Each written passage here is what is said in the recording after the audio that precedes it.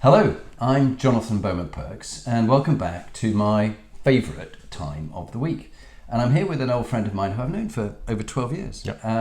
David Ringwood, who's Vice President at Management Research Group, MRG. And he's an expert in psychometrics and people and leaders. And I've often sought his wisdom and his advice about the psychometrics that I use. I use one of theirs called the IDI, the Individual Directions Inventory. And David's been a great friend and great advisor on that. So David, lovely to have you on the series. Firstly, I'm really interested in when you've seen a team go from good to great. Yeah. Which team was it, and what happened that made it a good team? Because I'm interested in good teams as well as good leaders. Which one would you pick? You know, I've had to think about this because I've worked in different industries, financial services, professional services, and so on. And I think it's been good to observe different leaders in different contexts. Yeah. I have to say the team that I've seen go from good to great is the team I have now. All right. With Management Research Group. Okay. There's less than 20 people in the organization. It's a global business. We work very hard. We're stretched quite thin. And if ever there's a time when camaraderie and togetherness and collaboration is necessary, this is probably the context in which it makes the most difference from what I've seen so far. Yeah. And so when you've seen teams as well as your own in other organizations, perhaps what have you seen that makes a toxic team? Okay. What actually, just pick a couple of qualities you notice that really will take a team apart.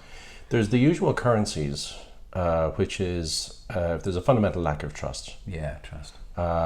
If that's not working there, it makes very little room for many of the other currencies that would be important. I've seen teams that don't work well or that create a toxic environment where their values are quite different. Now, when it comes to behavior, I like behavioral variety. Yeah. It's great to have someone driving the team. It's great to have someone looking after the detail. It's great to have someone, playing the devil's advocate. I think that kind of variety is a great mix. Yeah. I think when it comes to values, I think consistency, Yeah. the lowest common denominator there can really have an adverse and a disproportionate effect on a team. That's very good. And I think linked with trust, I was reading about the fearless organization and psychological safety, Absolutely. which I think adds the basis of trust. Indeed. And we've seen organizations where it doesn't exist. Okay, and then what about people who've inspired you during your career? Who would you pick and tell a story about someone who inspired you as a leader? What were their qualities? I've had the benefit of many people that could fall into that category. The one I would point out that has had the greatest impact in every sense of the term was a gentleman by the name of Theo Stegers. Theo Stegers. He was the person who was my first boss when I began to work in recruitment many, many years ago. And there was a few things about him I really liked. I shared his ambition.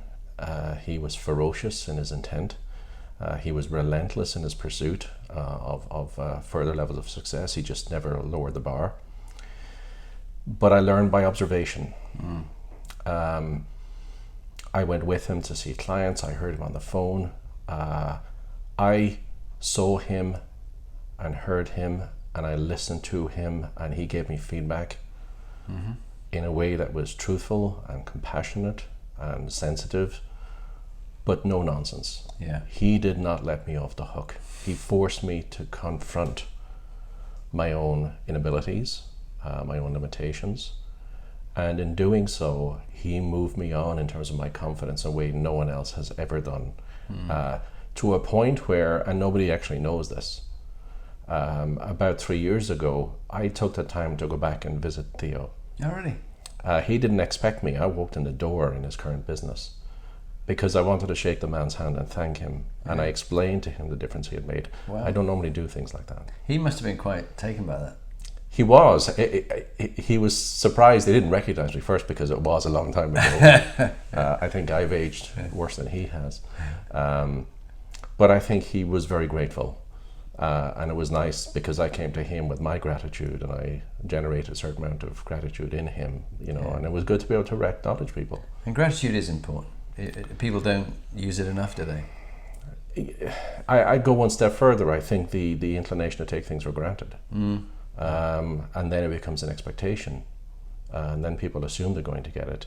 Yeah. I think gratitude is a great thing towards other people, but also sometimes we forget what we should be grateful for. Yeah. So I think as a general area to be more cognizant of, I think it is important. Yeah, I love using a gratitude journal. I write it each morning and each evening.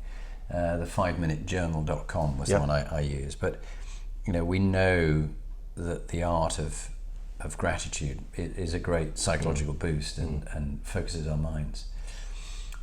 So he was a good person to learn from. And as we talk about learning, we all make a huge number of mistakes over time. I seem to keep making them, but I just make them in a different way.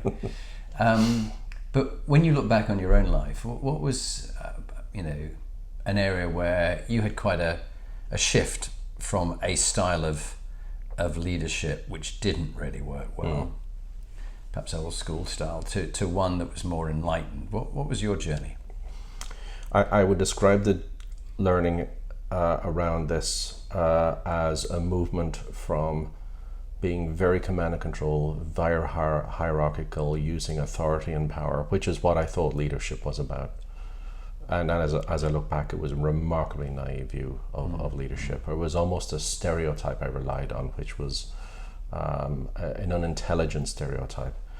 As you live and learn, as you make mistakes, as you talk to people, as you listen to people, as you get feedback from people, you begin to appreciate that there are different ways to lead. In fact, the very core philosophy of Management Research Group, which I've had the privilege of being with for nearly 15 years now, is that there is no right or wrong way to lead. What could be highly effective in one context could be catastrophic somewhere else. Yeah. So we can make no assumptions. And part of what I've learned is the ability to look around the room, to drive greater awareness and to calibrate the way that you lead and motivate and manage and collaborate and communicate with people, and to support them on their terms, not my terms. Yeah. That's unlearning, not development. Yes. And that took me a long time to do. Yeah. And with the benefit of very wise counsel from many people. Yeah. And you raise a really good point. There's this business about unlearning, and I think I'm one of life's lifelong learners. And as I move on and try and learn some new things, I have to unlearn some stuff. Yeah. And that's quite hard, isn't it? Because we have some views that we hold very tightly. Yeah. We need to actually let them go before we can move on and learn what's new. We need to be cognizant of them to begin with. Yeah. Often this is one of the issues. Yeah. Which is that we normalize our own condition. I did not realize how pathologically competitive I was until someone measured me. How would I know? For me, it's normal. And it wasn't until I got those insights, and this is where psychometrics can actually be very helpful. It really made me look again at myself. Yeah. It made me understand that I have to motivate people who are very different than me. Not better, not worse, just different. That's a really good point. And for your final tip, what would your top tip be for leaders who are listening now? What tip would you give them? I would always focus on awareness. Yeah. I think our ability to observe ourselves is a phenomenally powerful skill, not just in leadership, but in life in general. Our ability thereafter to observe other people, not through our own biases and assumptions and estimations. It's that perspective building makes us much more complete, much more observant, and it makes us make far better behavioural choices in how we show up. Great. Wise advice as always. David, thank you very much for having you on the series. Pleasure. And I look forward to further conversations on the podcast. Thank you.